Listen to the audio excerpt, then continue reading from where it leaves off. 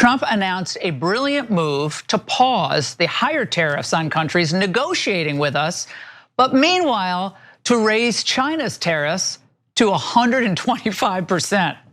So wall off China by boxing them out, further weakening their economic power.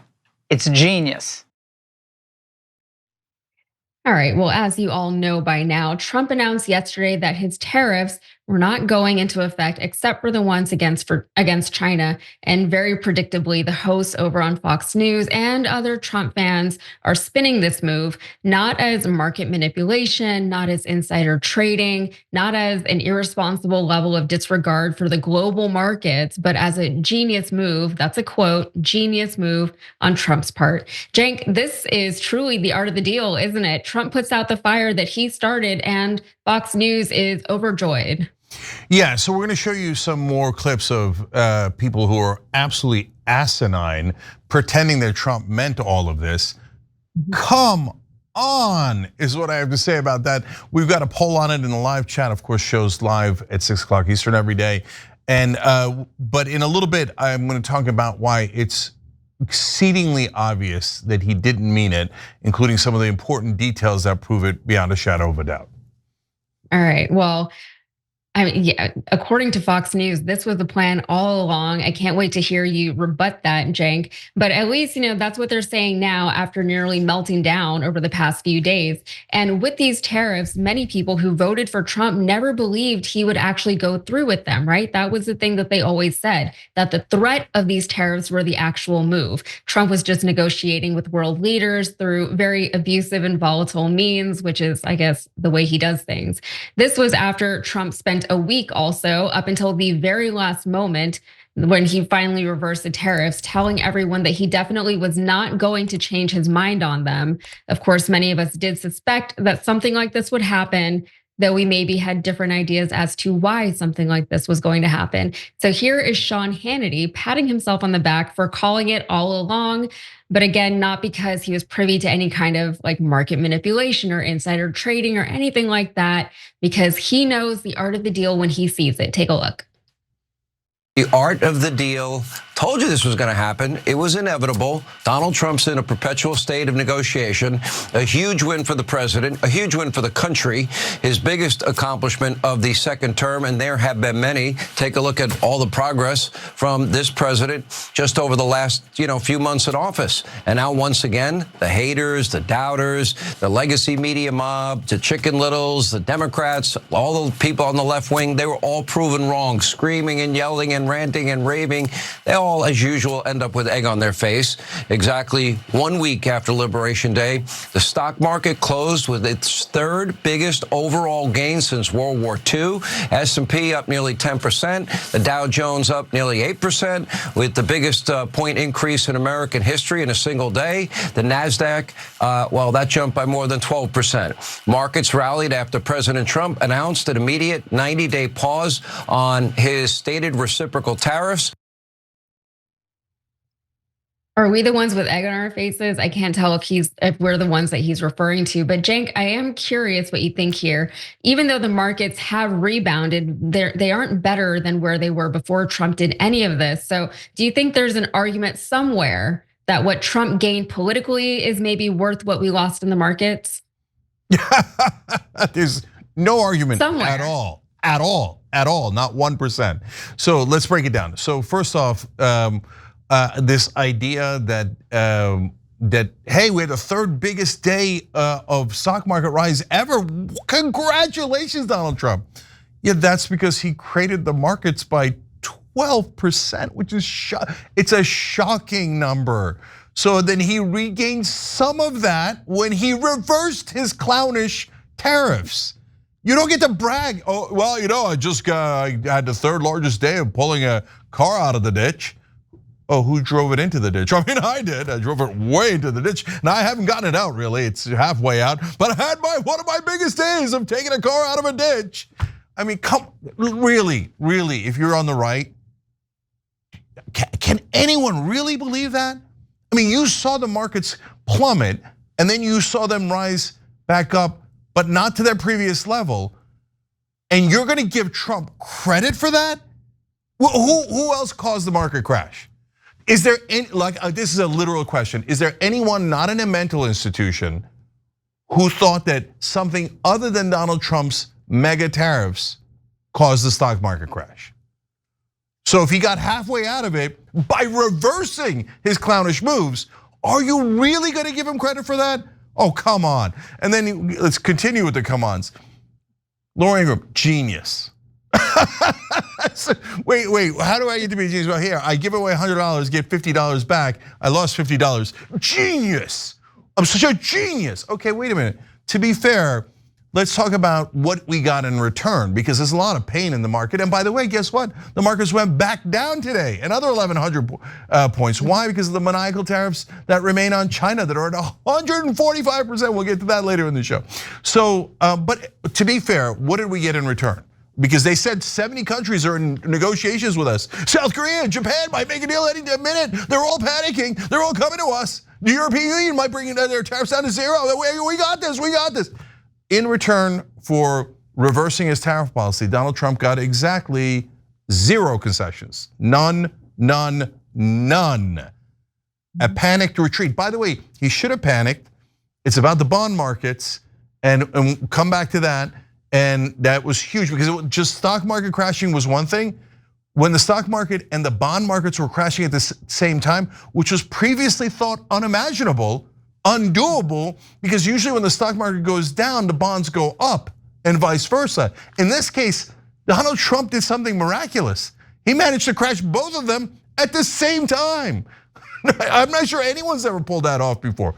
Genius. The art of the deal. My favorite though was Sean Hannity talking about, told you.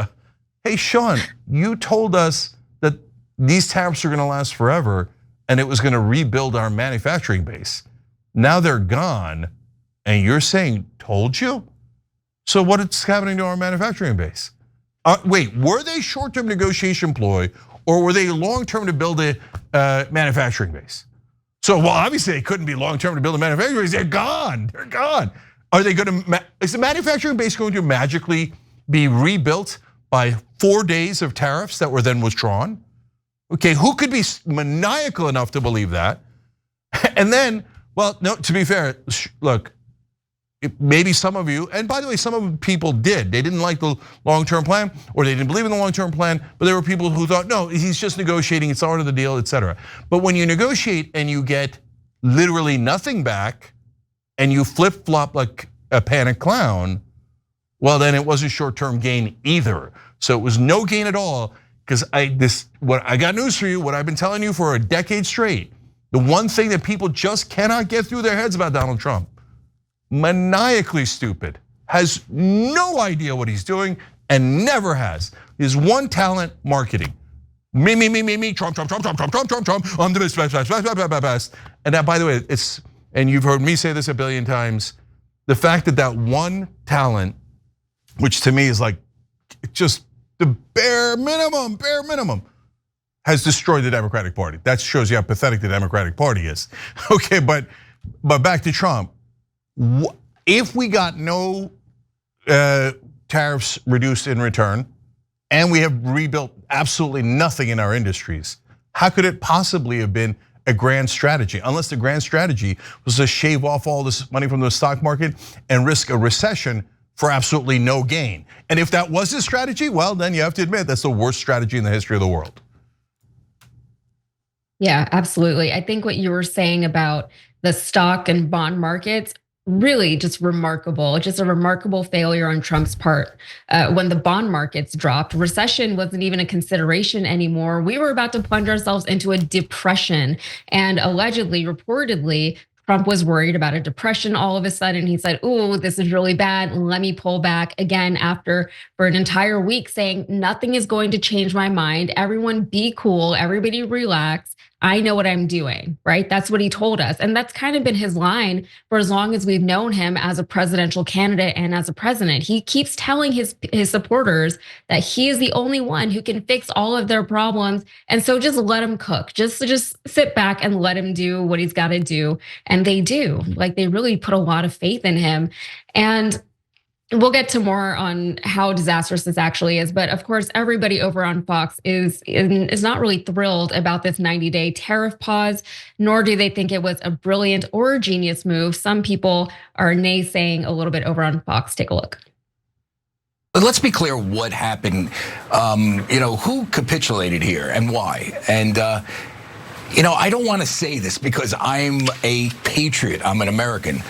But it is the White House who capitulated based on everything I hear and all my sources. And the reason why is because of the bond market and what happened last night. Bessent knows this better than anybody. When you have yields on the 10-year rising to 5%, stuff starts shutting down when you have the lending markets screwed up. By the way, who was dumping the bonds? Somebody asked them if it was China, right? It wasn't. It was Japan. While he was negotiating with Japan, according to my sources, who are running major money management firms that are involved in the bond market without giving up names, Japan was dumping bonds because they believed this was not a great place to do business. What a strange statement, by the way, that he doesn't want to admit that Trump was wrong because he's a patriot. Patriotism isn't supposed to make you stupid. Sometimes it does, I guess, if it makes you just stop thinking. But you can be a patriot and still criticize your government. In fact, I think it makes you more of a patriot if you are willing to criticize your government, especially in a democratic government. But according to Trump, here is the real reason why he reversed course at the last minute. Well, I thought that people were jumping a little bit out of line. They were getting yippy, they were getting a little bit yippy, a little bit afraid, unlike these champions, because we have a big job to do. No other president would have done what I did. No other president. I know the presidents, they wouldn't have done it. So the reason was that people are getting yippy. And so he was like, ooh, don't like that. So, however, according to the New York Times, it was more than just this yippiness that ultimately swayed the president away from his tariff plan. According to the New York Times, they said behind the scenes, senior members of Mr. Trump's team had feared a financial panic that could spiral out of control and potentially devastate the economy. Treasury Secretary Scott Bessent and others on the president's team, including Vice President J.D. Vance, had been pushing for a more structured approach to the trade conflict that would focus on isolating China as the worst actor while still sending a broader message that Mr. Trump was serious about cracking down on trade imbalances. Okay, Cenk, Trump fans seems to believe that because something needs work, it needs to be completely just burned to the ground and rebuilt by, I guess, incompetent people. I'm usually not bad about a burn it all down strategy, just speaking generally in life, which I admit is very volatile. But when you're dealing with global markets, right? When you're dealing with people's money and their livelihoods, when you're dealing with government, you're supposed to be a little bit more responsible than what we've seen demonstrated by this administration so far. Maybe when you're running your own business, you can be as reckless as you want to be. But I keep saying government is not a business and it's not supposed to be run like a business, right? Government job, the job of the government is to take care of the people it governs. And right now, Trump and his administration, they are not doing that. What do you think, Cenk? Yeah, so first of all, I do agree with Trump on one thing. No other president would have done this. Well, that's true.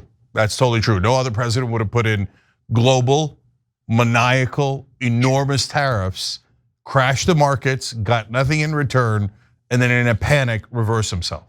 But to be fair, Sean Hannity said this is one of his biggest accomplishments, which in an ironic kind of way might be true. Because the bar for Trump is so low, he's accomplished nearly nothing other than giant corporate tax cuts in his first term. And while we're all looking at this, the House today passed $5 trillion in tax cuts. And that's going to be his second largest accomplishment. He is the world's most ironic populist. Okay, so but if Hannity is right, and this was all a secret genius plan to get nothing but like reverse yourself, but it was planned all along. Trump meant this. That is why it is the art of the deal. Then why did he say people got the yippies and panicked and that's why I had to reverse myself? If you planned it all along, didn't you know the yippie was coming? Like what's hilarious about Trump is that he can't help but say what's at the top of his mind, right? So he just jumps in and he's like, yeah, we were panicking. People got the yippies. I didn't know what to do. I panicked and I withdrew them. And then Hannity and Ingraham look at it and go, genius, art of the deal. Okay, All right, look, it's this. The amount of lying that happens in American media is unbelievable. It's just really, it's astounding. They're not doing news shows. Obviously, they're doing propaganda shows. Okay, but I want to go to the bond markets because that part's super important. It's complicated as to why the bond market went down here. There's a lot of factors. I'm going to summarize it and kind of get to the point here.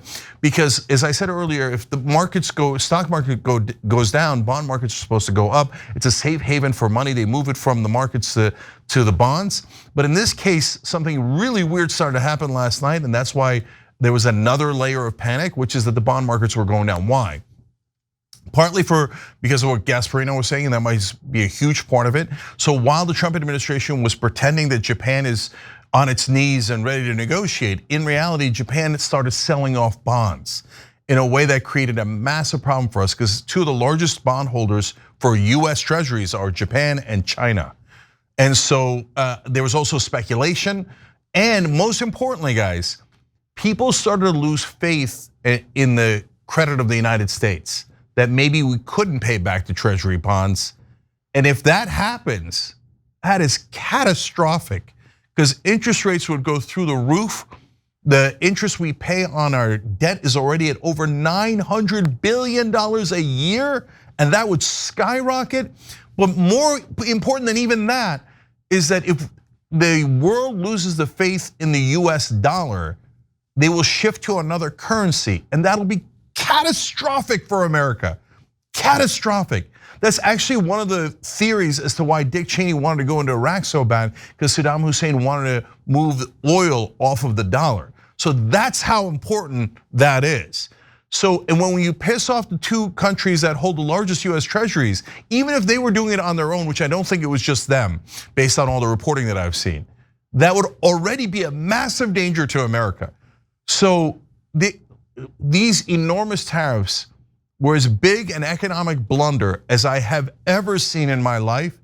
And I can't believe the bond markets and the stock market went down at the same time. And I'm not the only one. That's why Trump changed his mind after officials came in and started telling him, Mr. President, you're not understanding what's happening. We're about to blow up our entire economy. And so he didn't want to back off, but he didn't have a choice. And by the way, Navarro, who is pushing, we're going to rebuild manufacturing, these tariffs are going to last forever, sidelined. Navarro not to be seen anymore. Now Bessent, who was against the tariffs in the first place, the Treasury Secretary is back in charge in that regard. And I appreciate you guys writing in. Muffin Man wrote in on YouTube member section. Cenk predicted this long ago that Trump would act like he got something when he didn't. And of course, in this case, to be fair to Trump, he's not even saying it. He's saying, I don't know, I panicked. And we got the yippies. So no, the right-wing media like Fox News is lying on his behalf, but I appreciate you pointing out that I said that's exactly what would happen, and it is what happened. And then Navinix and TYT.com member section with a less sophisticated point, but I enjoyed it nonetheless. He said, not art of the deal, the fart of the deal. Okay, let's look at the poll, see who's watching, who says, no, Trump nailed it. This was actually the art of the deal and not a giant L. It's in the live chat, shows obviously live at 6 o'clock Eastern on YouTube. Art of the deal's at 8%, 8%, hang in there guys. This will be proven to be a genius move at a later date. But hey, by the way, I love that you're watching, keep an open mind. All right. Yeah, when you were talking about, you said the word a safe haven, right, regarding the money markets. And I asked you at the top of this show, a little bit facetiously, if you thought there was possibly some political win that Trump was able to eke out with all of this. The answer, as he said, was no, but it's not just no. Things are so much worse now than they were a week ago. I think you also mentioned, but I'll remind the audience that ever since we had that rebound effect, I mean, this all happened within like 24 hours, right? So we had that rebound effect, still didn't get us back up to where we were, but things have dropped again, right, as of a few hours ago. So things are still very volatile. All this is happening within very, very short windows of time. But people around the world are now losing faith in our entire nation and our entire monetary system. The United States is known and really has been known for decades as being a very stable and reliable market. We simply are not that anymore. Our international reputation, especially on our financial reputation internationally, is shattered. And that is not something that can be easily regained, easily rebuilt. maybe if we do something drastic like get rid of Trump and get rid of all of his people and just have somebody come back in and say, we're sorry, we won't do that anymore. Maybe there's a chance of something like that happening. But as of right now, as far as the world is concerned, we as the American people are still backing this guy. This is still what we want. This is the man that we elected, knowing that he was going to do these tariffs, or at least knowing that he was going to threaten tariffs and manipulate the markets the way that he has. So either way, it's not good for us. And the fact that Fox News is still even trying to pretend that Trump knew what he was doing all along and that all of this is a good outcome and that we're the ones over here freaking out because it was like, we were being so sensationalist about how bad this was. It's unconscionable, and it really, like, they're doing a disservice to their audience members. They should not be lying to these people because these actions of our current administration are going to have real world implications for average Americans, including people who voted for Trump. And I hope they remember that come November. Every time you ring the bell below, an angel gets his wings. Totally not true, but it does keep you updated on our live shows.